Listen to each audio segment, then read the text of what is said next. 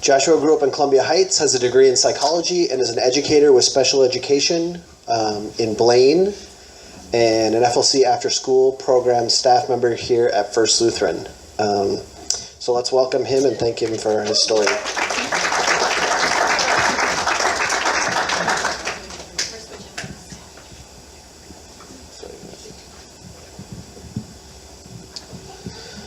How and where did you grow up?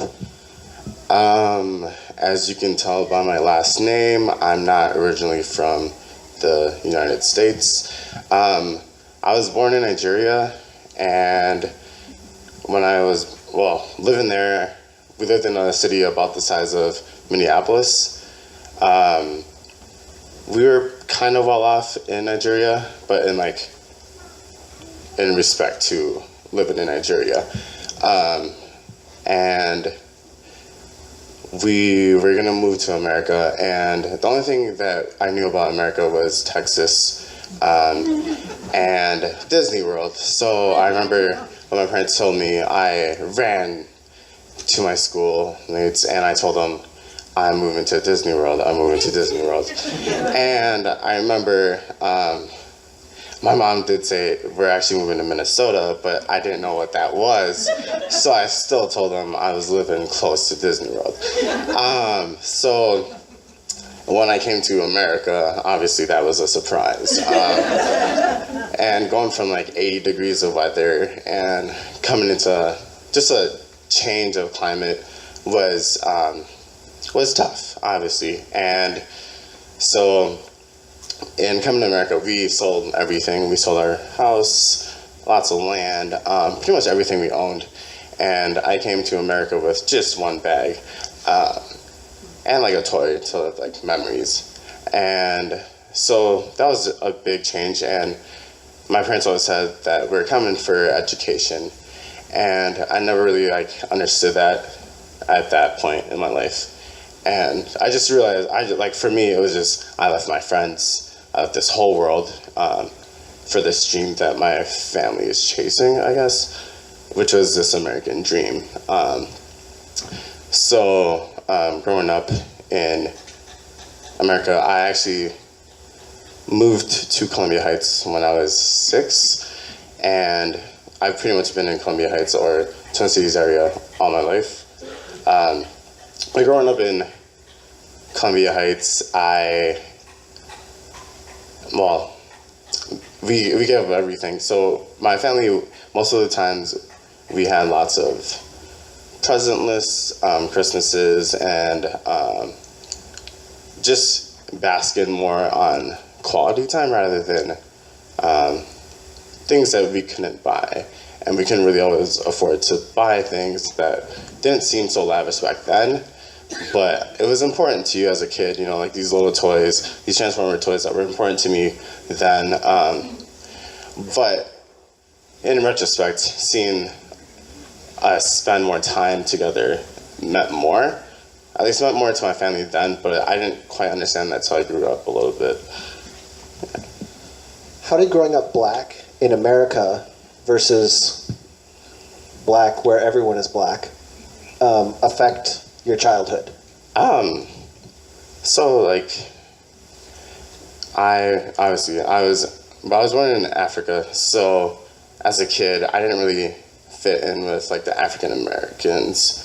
There was this slight distinction, which because obviously I came in with a thick accent. I didn't really understand basketball, I didn't understand football.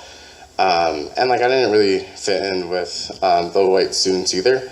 So I also struggled with that identity factor of where do I belong? And so for me, growing up, that's when I did turn into that education factor, because I didn't know, I barely played with anyone growing up as a kid, at least in the schools.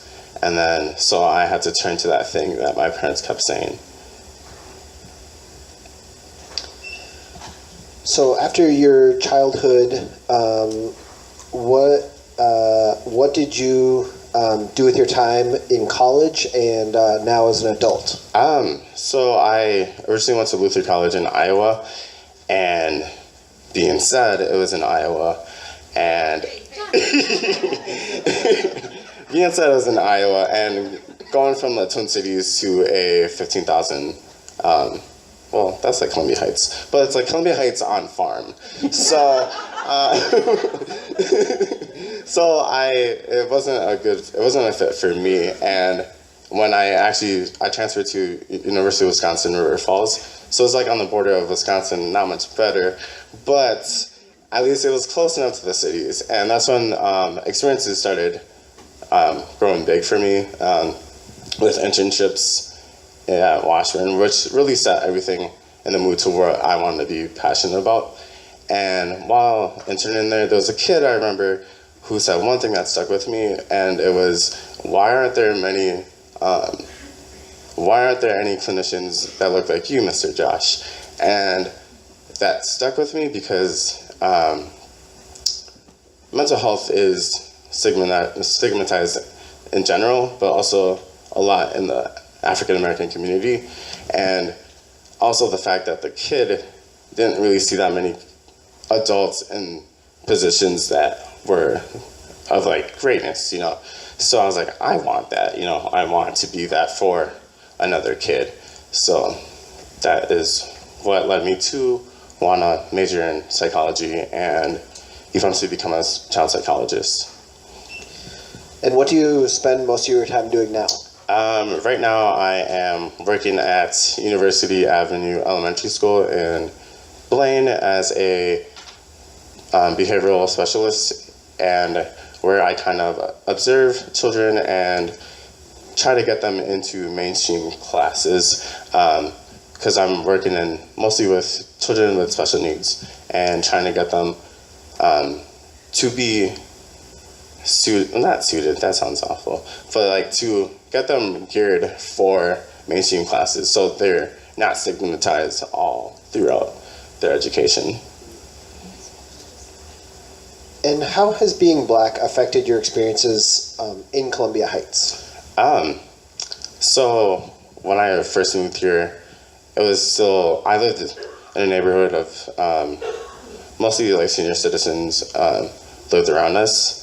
And then growing up, I kind of grew up with when Columbia Heights started getting more diverse. So I kind of grew up with that.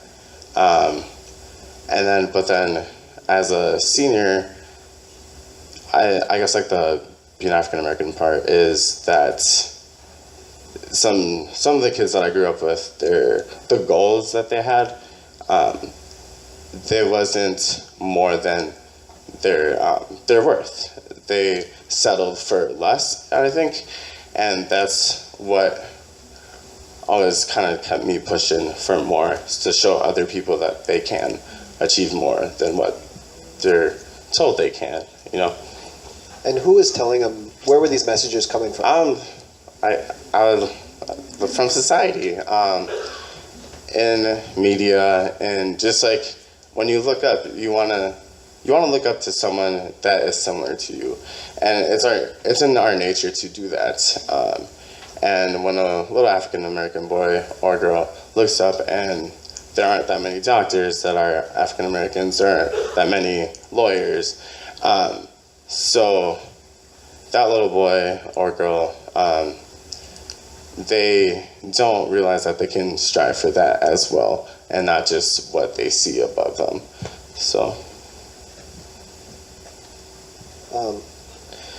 So if you could talk to some of the young people here about what you took away from your experiences growing up in Columbia Heights, what would you say is something you'd really want them to hang on to?